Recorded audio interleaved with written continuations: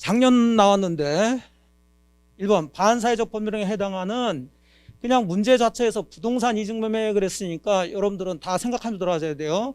유효일 때도 있고 무효일 때도 있고. 그러니까 아무 얘기 없이 특별한 사정이 없는 한 그럼 뭐로 푸시면 돼요? 유효로 푸시면 돼요. 무효는 예외적인 거니까 써준다고요 항상. 그럼 여기는 반사회적 법률행위에 해당하는 그랬으니까 무효라는 걸 전제로 깔고 제2매매계약에 기초해서 제2매수로부터 그 부동산을 매수해서 등기한 자 누구는 선의제는 3자 소유권 취득할 수 있냐 없냐 그 얘기인데 반사회적 행위로 무효인 것은 뭐 어떻든 기본적으로 절대적이죠. 그럼 선의 제3자는 소유권 취득할 수가 없으니까 얘는 제2매매계약 유효를 주장할 수가 없죠.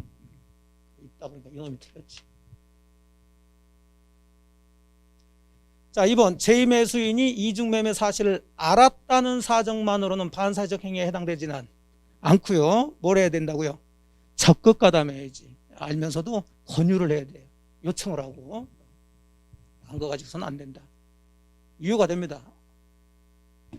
3번은 특별한 사정이 없는 한 그 얘기는 이제 뭘 전제를 까는 거예요? 유효라는 걸 전제를 까는 거예요. 이중매매가 유효. 그럼 당연히 첫 번째 매매도 유효고 나중에 매매도 유효해요. 그럼 누가 소유권 취득하냐 그랬으면 뭐 한 사람이? 먼저 등기한 사람이 소유권 취득하겠죠. 자, 그림 안 그려도 되겠죠? 예. 자, 4번은 반사회적 행위에 해당되는 그랬으니까 이제 무효라는 걸 전제를 깔고 자, 이제 제1 매수인 먼저 산 사람 뭘 할 수 있는가 그 문제예요. 요 사람이 할 수 있는 건 딱 두 가지 있다. 어떻게 할 수 있다? 대의에서 맞서 청구할 수 있다. 그 다음에 뭐? 손해배상 청구할 수 있죠. 손해배상 직접 청구하는 거예요. 무슨 얘기 이해되셨어요? 네. 대의로 할 수 있는 것은 뭐? 말소등기 청구하는 거고. 말소등기.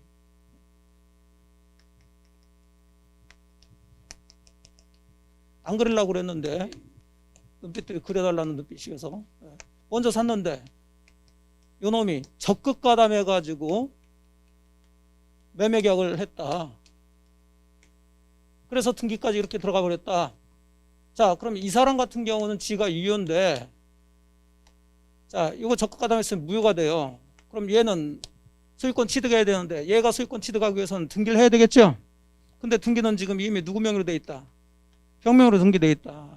그럼 요 을이라는 사람이 제1 매수인이야. 이 사람이 제2 매수인 명의 등기를 직접 마소해달라 또는 직접 자기한테 이전 등기해달라 이렇게 할 수가 없고 어떻게?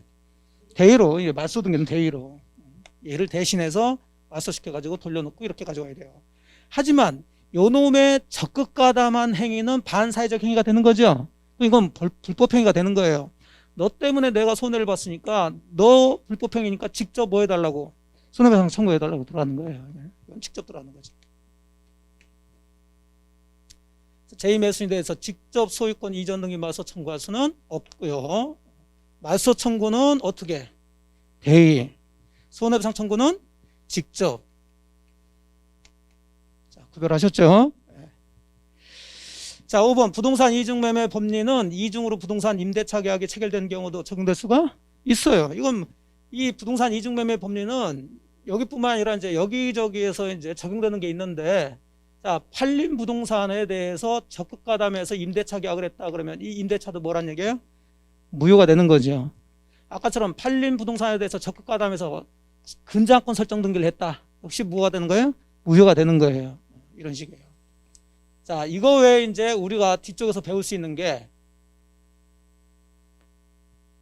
갑의 부동산에 대해서 을이 취득시효, 점유취득시효를 완성했어요. 그냥 듣기만 하세요. 이건 이제 공부 좀 하신 분이야. 그러면 을이라는 사람은 이 부동산에 대해서 시효가 완성됐으니까 소유자에 대해서 뭐 해달라는, 등기해달라는 청구권이 발생됐죠. 그래서 둘이 매매계약은 안 했지만 시효 완성자는 소유자에서 등기해달라는 권리가 있다고요.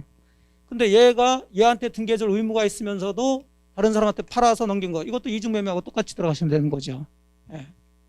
그래서 얘가 그냥 악의일 경우에는 자, 이 시효 완성 이후에 사가지고 소유권 이전받은 사람은 그대로 소유권 취득하죠. 예. 그 얘기는 시효 완성자는 시효 완성 이후에 소유권 이전 등기받은 사람한테 시효 완성을 가지고 주장 대항할 수 없다.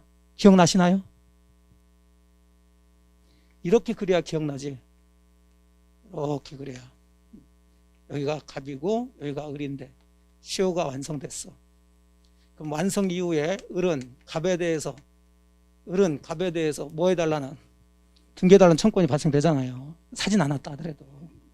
근데 얘가 을한테 등기 안 해주고 낼름 지금 병한테 팔아가지고 이렇게 이전 등기했다 이거지. 그림이 이렇게 내려갔지만 이해되셨나요? 예. 네.